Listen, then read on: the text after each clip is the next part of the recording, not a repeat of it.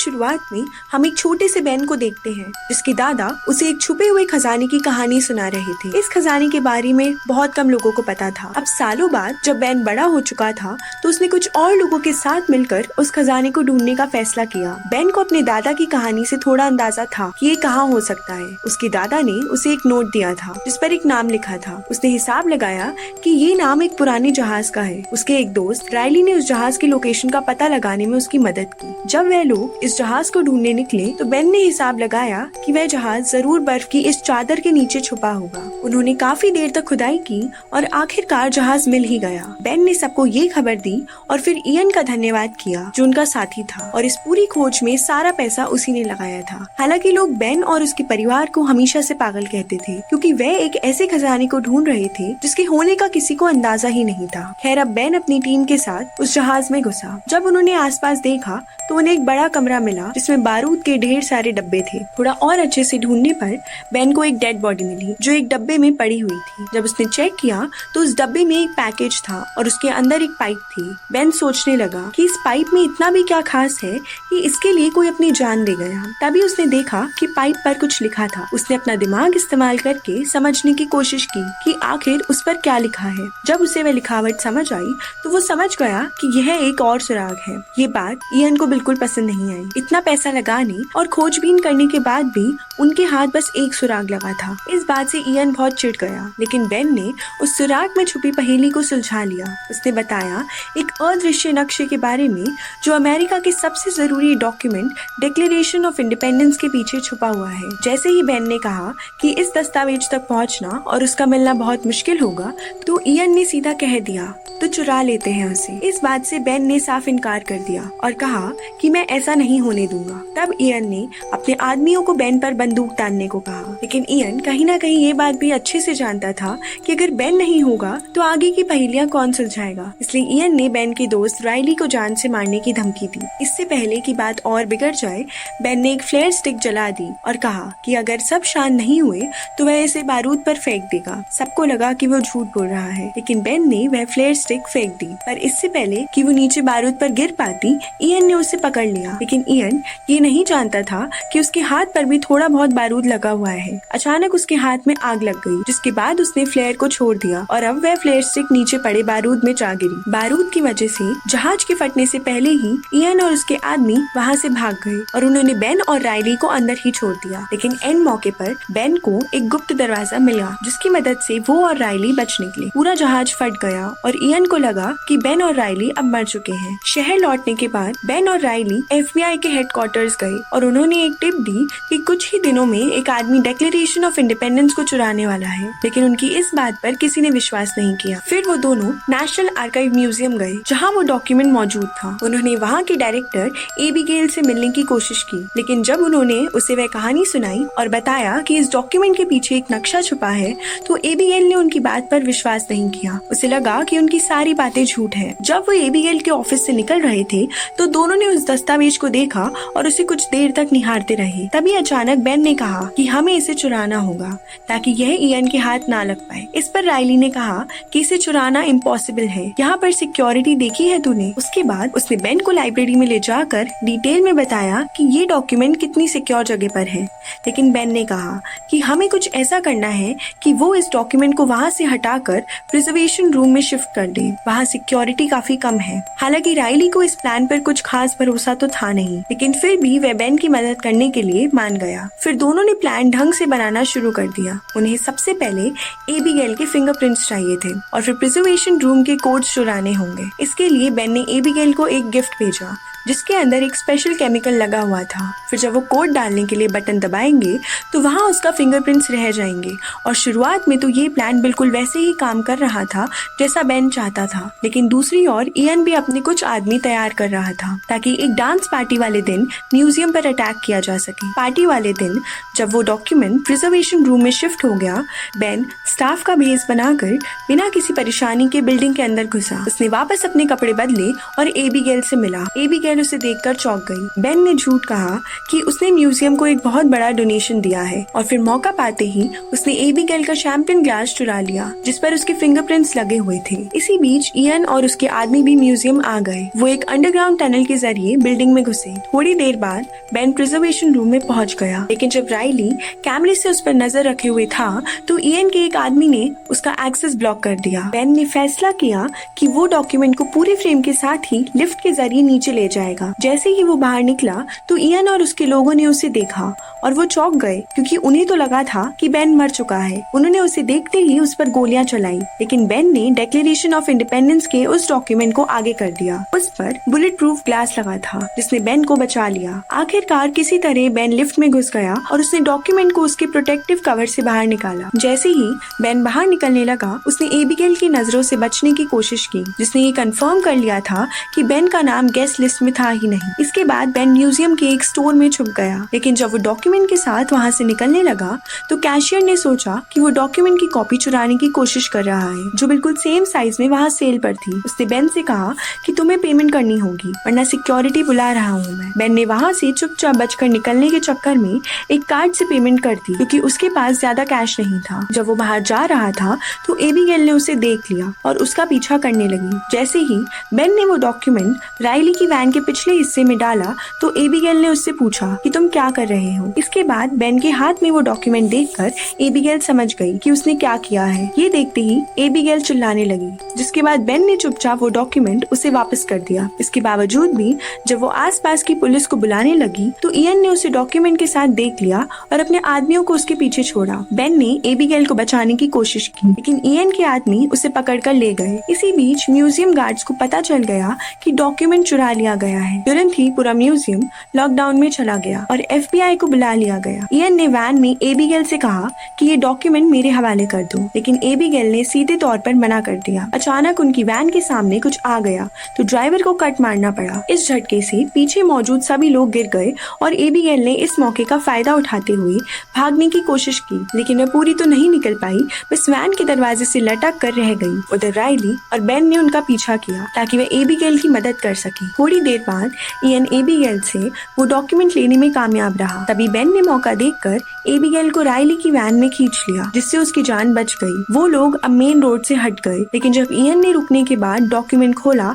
तो उसे पता चला कि वो तो नकली है। बेन उन्हें चकमा देकर भाग गया था। एबिगेल बहुत नाराज थी कि बेन ने वो डॉक्यूमेंट चुराया और अब किसी गुंडे के हाथ में है, लेकिन तभी बेन ने असली डॉक्यूमेंट निकाला और बताया कि उसने एक नकली भी खरीद लिया था ताकि अगर कुछ प्रॉब्लम हो तो असली वाला सेफ रहे। बेन ने ये भी बताया कि मैंने सिर्फ डॉक्यूमेंट इसलिए चुराया था ताकि इयन उसे ना चुरा ले, क्योंकि वो खजाना ढूंढने के लिए बेताब है। जब बेन और राइली ने सोचा कि डॉक्यूमेंट के पीछे कोई केमिकल लगाकर क्लू ढूंढते हैं तो एबिगेल ने साफ मना कर दिया। उसने कहा कि ऐसे तो ये खराब हो जाएगा, लेकिन राइली ने उसे टेंशन ना लेने को कहा कि वो भी ऐसा कुछ नहीं करने वाला जिससे ये डॉक्यूमेंट खराब हो। लेकिन उनके पास जो सामान तैयार पड़ा था वो बेन के घर पर है और बेन अब वहाँ नहीं जा सकता क्योंकि FBI उन्हें ढूंढते हुए पहले ही वहाँ पहुँच गई होगी। उसके पास कैश नहीं था तो उसने म्यूजियम में अपना कार्ड इस्तेमाल किया था और अब उनकी लोकेशन को ट्रैक किया जा रहा होगा। जैसे ही वो लोग वैन साइड में रोककर सोचने लगे, बेन ने कहा कि कुछ जरूरी चीजें हैं जो खजाना ढूंढने में जरूर काम आएंगी, लेकिन वो सब मेरे घर पर है। उनमें से एक चीज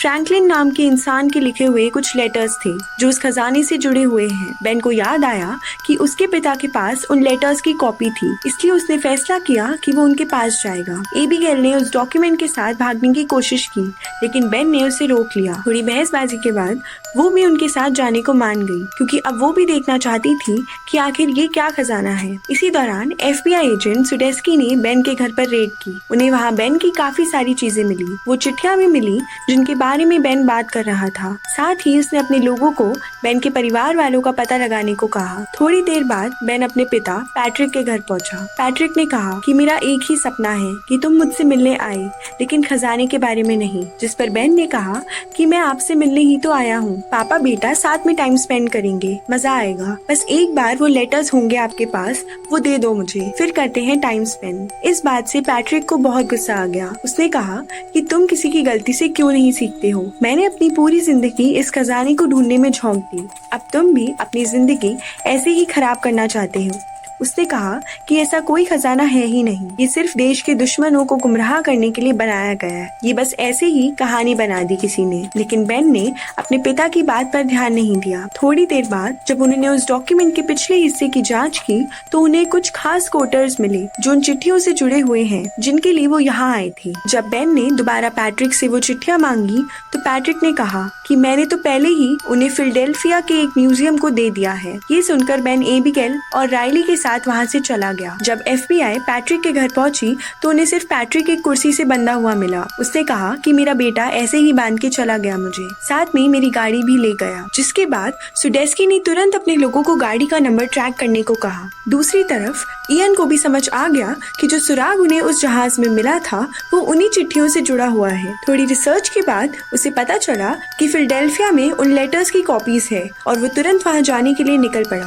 राइली जब वो कोड पता लगाने की कोशिश कर रहा था तो एक छोटा बच्चा उसके पास आया। राइली से हो ना हो लेकिन उस बच्चे ने सारे कोड बड़ी आसानी से सॉल्व कर दिए। इयन भी वहाँ टाइम पर पहुँच गया और वो लड़का जब आखिरी वर्ड का पता लगाने जा रहा था तो इयन से टकरा गया। इयन ने देखा कि ये लड़का कुछ तो पेपर में सॉल्व कर रहा है तो उसने लड़के का पीछा करना शुरू कर दिया। लेकिन जब तक लड़का वापस पहुंचा तब तक राइली वहाँ से निकल चुकी थी क्योंकि राइली ने खुद ही आखिरी वर्ड का पता लगा लिया था। जिसके बाद वो सीधा बेन और एबिगेल के पास पहुंचा ताकि उन्हें वो कोडेड मैसेज बताए जो उसने लेटर्स से निकाला था। इसके बाद बेन, एबिगेल और राइली तीनों मैसेज को डिकोड करने में लग गए। उन्होंने हिसाब लगाया कि जरूर ये सुराग इंडिपेंडेंस हॉल के बाहर वाली घड़ी की तरफ इशारा करता है। ये समझ में आते ही तीनों वहाँ अकेले निकल पड़े ताकि अगला क्लू जल्द से जल्द ढूंढ सके। वहीं दूसरी तरफ इयन ने भी उस स्कूल वाले लड़के को पैसे देकर ये पता लगा लिया कि आखिर उसने राइली को क्या बताया था। जल्द ही इयन भी इंडिपेंडेंस हॉल की तरफ निकल पड़ा। वहाँ बेन ने घड़ी की डायरेक्शन को फॉलो किया और देखा कि दीवार की एक ईंट पर एक खास निशान है। उसने उस निशान वाली जगह से ईंट हटाई और अंदर एक पुराना सा चश्मा मिला। ये एक खास तरह का चश्मा था। बेन तुरंत एबिगेल और राइली के पास गया और उन्हें वो चश्मा दिखाया। फिर बेन ने वो चश्मा पहना और डिक्लेरेशन ऑफ इंडिपेंडेंस के पीछे वाले मैप को देखा। तब उसे एक खास निशान दिखाई दिया और उसके पास ही कुछ शब्दों में लिखा हुआ मैसेज भी था। लेकिन उसी वक्त उन्होंने देखा कि इयन अपने लोगों के साथ वहाँ घूम रहा है तो उन्होंने फैसला किया कि वो अलग अलग हो जाएंगे। एबिगेल और राइली के पास वो डिक्लेरेशन डॉक्यूमेंट था और वो जल्द ही उसे साथ लेकर निकल गए। इयन से बचते बचते वो दोनों काफी दूर निकल गए। लेकिन एक वक्त ऐसा आया कि एक बस उनके बहुत करीब आ गई और उनकी टक्कर होने ही वाली थी। इसी अफरा तफरी में इयन ने उनसे वो डिक्लेरेशन का डॉक्यूमेंट छीन लिया। एबिगेल और राइली ने तुरंत बेन को फोन किया और बताया कि क्या हुआ है। बेन ने कहा कि सब जल्दी से गाड़ी के पास मिलते हैं। लेकिन FBI को बेन की गाड़ी पहले ही मिल चुकी थी और जैसे ही बेन वहाँ पहुँचा तो FBI ने उसे अरेस्ट कर लिया। एबिगेल और राइली समय से थोड़ा लेट पहुँचे और FBI को देखते ही चुपके से वहाँ से भाग निकले। FBI की कस्टडी में बेन ने एजेंट सुडेस्की को पूरी कहानी बताई, किस तरह इयन ने वो डॉक्यूमेंट छीना, किस तरह वो एक के बाद एक पहेलियां सुलझाते रहे। जब सुडेस्की ने बेन के पास मिले चश्मे को देखा तो बेन को समझ आया कि उन्हें एक और तरीके से इस्तेमाल किया जा सकता है।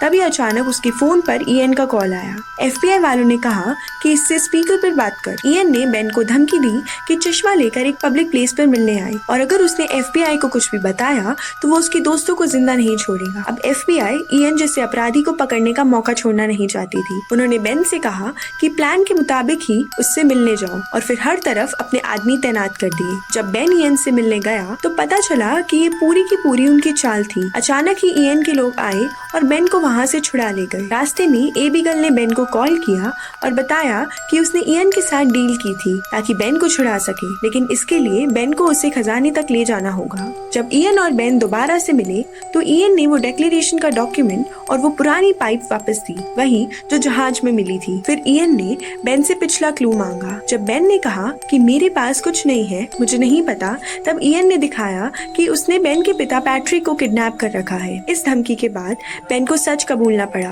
और उसने बताया कि जो निशान उसने मैप पे देखा था वो एक चर्च का सिंबल है। जल्द ही वो तीनों उस चर्च तक पहुंच गए। बेन ने फिर से उन खास चश्मों का इस्तेमाल किया और मैप को देखा। इस बार उसे एक अलग सा सुराग मिला, एक अजीब सा नाम। सब कंफ्यूज हो गए कि इसका मतलब क्या हो सकता है। तब उन्हें समझ आया कि चर्च के नीचे लोगों को दफनाने की जगह है। जिसके बाद इयन और उसके सभी साथी तुरंत ही नीचे चले गए। पैट्रिक ने चुपके से बेन को बताया कि उन्हें कोई तरीका ढूंढना होगा इयन से छुटकारा पाने का, क्योंकि जब तक हम ईयन के काम आएंगे तब तक ही जिंदा है, उसके बाद मार देंगे हमें। तभी ईयन ने फोन किया और बेन से पूछा कि अगला क्लू क्या है। मैप में लिखे नाम को ढूंढकर उन्होंने वहाँ से दीवार तोड़ी जिसके पीछे एक सुरंग जा रही थी। ईयन ने बेन से कहा कि वो आगे चले। अंदर जाने के बाद उन्हें एक बहुत पुरानी जगह मिली जिसे शायद सालों से नहीं खोला गया था। वहाँ लकड़ी की सीढ़ियाँ और एक पुरानी लिफ्ट भी थी। पैट्रिक ने सबको कहा कि लकड़ी की सीढ़ियाँ खतरनाक है, इतने सालों से कोई आया नहीं है यहाँ, ये टूट जाएंगी। लेकिन ईयन ने सबको जबरदस्ती नीचे जाने को कहा। जब सभी लोग उन सीढ़ियों से नीचे उतर रहे थे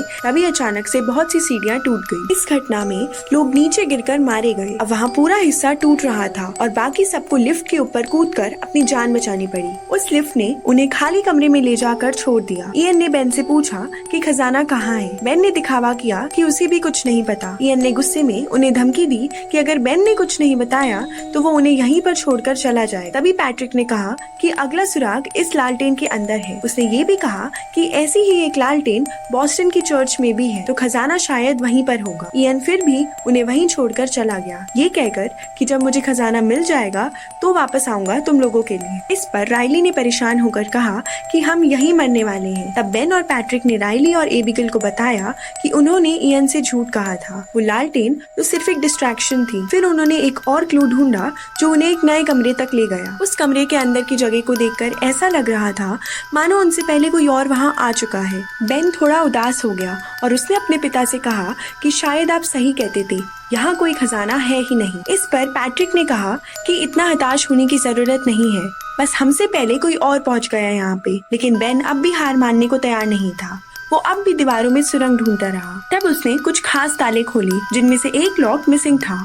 उसका आकार बिल्कुल उस पाइप जैसा था जो उन्हें उस जहाज में मिली थी। बेन ने पाइप निकाली और लॉक में फिट की और जैसे ही लॉक घूमा तो एक सीक्रेट रूम खुल गया। आखिरकार उसके पीछे था खजाना। पूरा कमरा खजाने से भरा हुआ था। पुरानी किताबें, gold coins, jewellery, antique item वगैरह वगैरह। जो चीज पैट्रिक और उसके पिता ने सालों तक ढूंढी थी वो यहाँ थी। सब लोग खुशी से झूम उठे। थोड़ी देर ढूंढने के बाद उन्हें बाहर जाती हुई सीढ़ियाँ भी मिल गयी। बेन सबसे पहले बाहर निकला और वहाँ उसे एक आदमी मिला। बेन ने उससे फोन मांगकर सुडेस्की को कॉल किया। सुडेस्की कुछ ही देर में आ गया और बेन ने उसे खजाने के बारे में बताया और साथ ही ये भी कहा कि मुझे कुछ नहीं चाहिए, लेकिन उसने कुछ कंडीशन रखी। पहली थी कि एबिगेल के ऊपर कोई एक्शन ना लिया जाए। खजाने को ढूंढने का पूरा श्रेय उसे और उसके परिवार को मिले। राइली को भी खजाने में से कुछ हिस्सा दिया जाए और सबसे जरूरी बेन जेल ना जाए। सुडेस्की ने उसकी सारी शर्तें मान ली और बाद में ईयन को भी पकड़ लिया जब वो बॉस्टन की चर्च में घुसने की कोशिश कर रहा था। कुछ ही दिनों में ये खजाना दुनिया भर के म्यूजियम में भेज दिया गया। एक दिन सब लोग मिलकर मजे उड़ा रहे थे, लेकिन राइली थोड़ा गुस्सा था। उसने बेन से कहा कि तुमने सरकार का दिया हुआ पैसा ठुकरा क्यों दिया। एक ही ने कहा